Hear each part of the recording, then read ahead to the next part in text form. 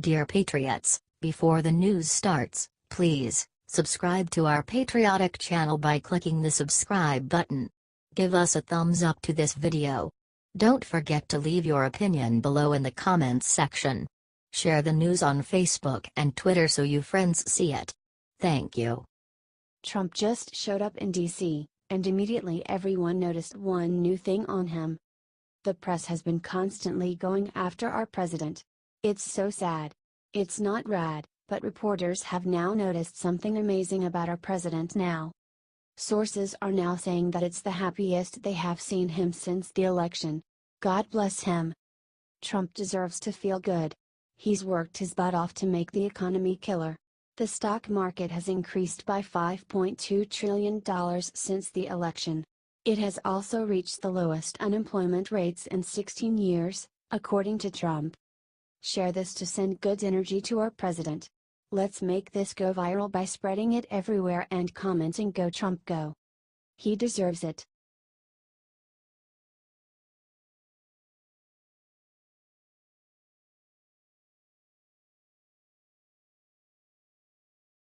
Julian Assange just unleashed a hellish surprise on Hillary Clinton. This is huge. Julian Assange just attacked Hillary Clinton this Sunday. Julian Assange tweeted out something mysterious about Hillary Clinton that has people guessing that something is coming for Hillary Clinton. Julian Assange then pointed out the campaign to claim that WikiLeaks is a Russian-owned institution.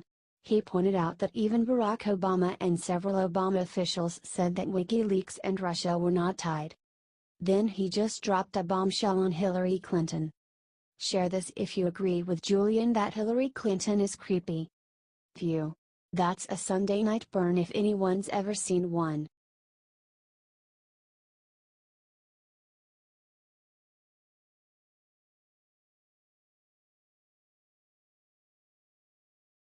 Trump just spotted on golf course with someone that has reporters everywhere freaking out. Kentucky Senator Rand Paul praised President Donald Trump on his move with taxes and health care after the president crushed him in a round of golf this Saturday, as reported by Nation One News. "The president never loses, didn't you know?"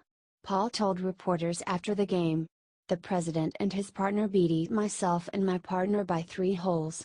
He's a little better golfer than I am, admittedly, but we had a good time. I've been very excited about the president's tax plan from the very beginning, when he put out a 15% corporate tax cut," he said. "Now, obviously, trying to say 20%. I just want to make sure we realize we're competing with the rest of the world." Paul then said that he supports Trump's executive order to take down Obamacare and make it possible for individuals to join together through national health plans. "I'm really excited about letting people buy across state lines," Paul said. "The interesting thing about this is half of the people in our country get their insurance through the Employee Retirement Income Security Act already. So Amazon, Pepsi, Coke, Microsoft, MGM, big companies all get their insurance across state lines through ERISA plans. Now we're going to let individuals get the same thing." Share this if you are glad that Trump will single-handedly fix Obamacare. Thanks for reading.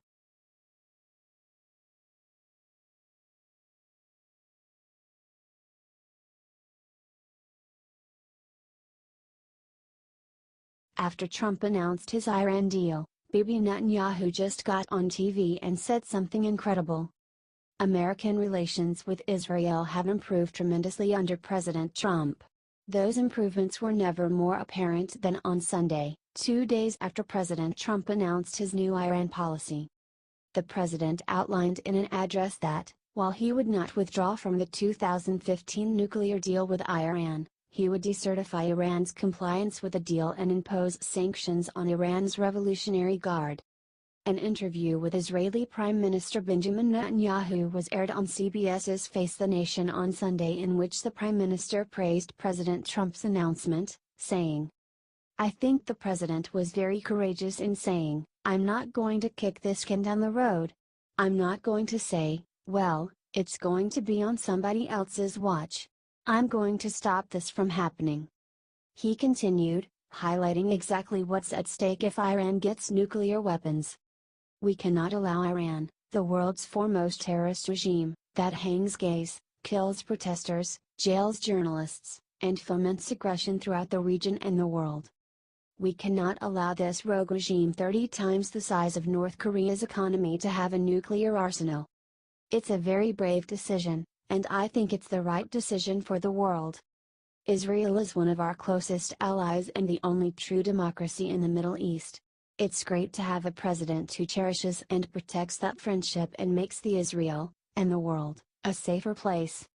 HT The Hill.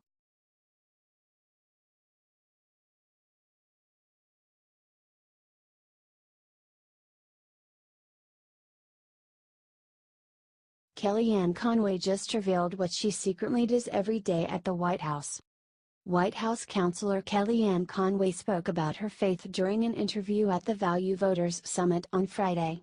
Conway is a strong Catholic and told interviewer Tony Perkins, president of the Family Research Council, that her faith is the bedrock of her life, saying, "I don't know how I could do any of this without my faith. And that's because it's a bedrock, because when you are raised in a faith-centric household you realize from the very beginning that there is always something bigger and better than you."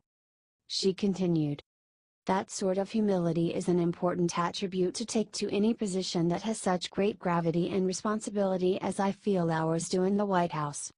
Conway spoke about how happy she is to serve her country, and how being a Christian informs her service. "I feel incredibly privileged and blessed to serve my country in this position, and if I approach it that way, I'm approaching it as a woman of faith, and somebody who knows that for every time there is a season, and God places us at certain places in certain times in our life." Conway added that she begins each morning in the White House with a prayer. "I first of all say a prayer as I walk in, because every day I ask the Lord to bless everyone who works in the building, everyone in the country, everyone who that building represents across the country, for our safety and our security, our understanding, wisdom." Kellyanne Conway is a lovely speaker, and hearing her talk about her faith is nothing short of inspiring. It is great to see godly people in the White House serving us every day. President Trump sure knows how to pick a great team.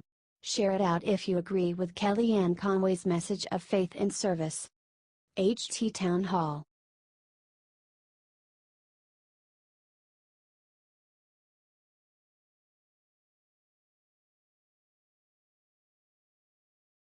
When college tries to cancel anthem, these patriotic players do something amazing. The NFL is a mess. Players are disrespecting our flag and country, ratings are in the toilet, and public perception of the league is at all-time lows. But there are still good people in the game.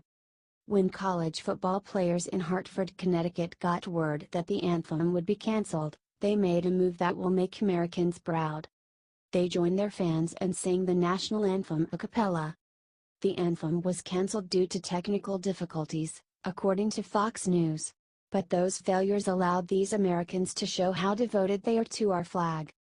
It was a fantastic display of unity and patriotism and gave everyone in the crowd, the teams, and hopefully those who watch the video, chills of hope for a better United States of America and happiness to see us as a society beginning to heal, despite the polarization we see among the citizens and our politicians, player Ethan Sirachi said. So while millionaire professional athletes are kneeling, these players are singing. Comment USA. And share if you love our anthem. These Americans definitely do.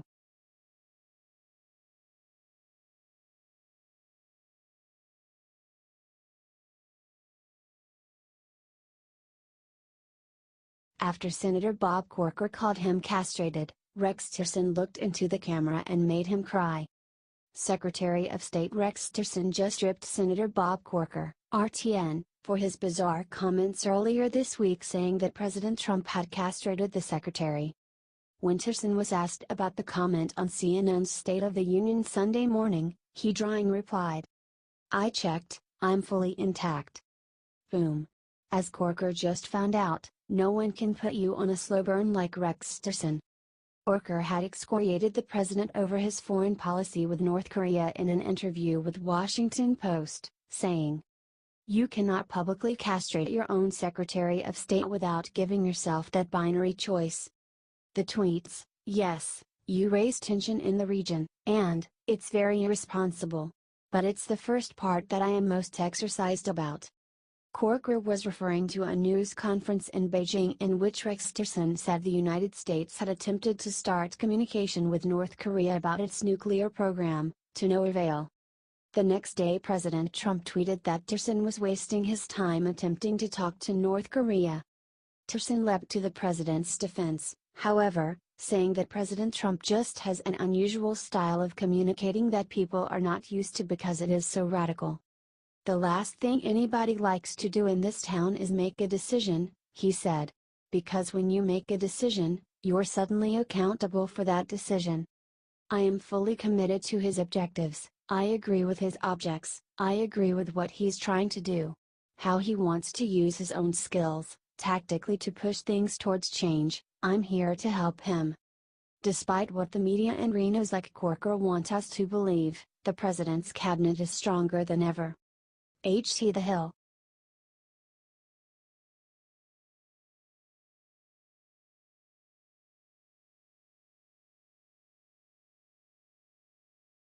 Nikki Haley just let loose on false reports with 2 words that put the media to shame.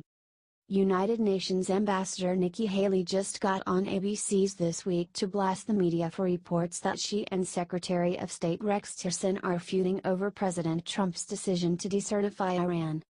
Interviewer George Stephanopoulos referenced a Politico report quoting an anonymous White House official that stated that the tension between Haley and Tillerson was reaching World War III levels. The report claims that Nikki Haley supported decertification, while Tillerson was extremely opposed to the measure and resentful of Haley for supporting it. Haley set the record straight with 2 words: dramatic and ridiculous. That's so dramatic. That's so ridiculous. No. I think what you have is sometimes Secretary Tillerson and I have different opinions, but when we come into the NSC, National Security Council, everybody has different opinions. She continued. I have my relationship with Secretary Tillerson or General Mattis, or anyone else, it's all a great relationship because we are all looking out for the best interest of America. The mainstream media seems to be trying to divide our leaders and loosen the American people's faith in their talents and abilities. It is a shame that Trump's highest level officials have to constantly go to reporters to refute false stories. But every time they do, the media loses a little bit more credibility, and will hopefully eventually become more honest. HT The Hill.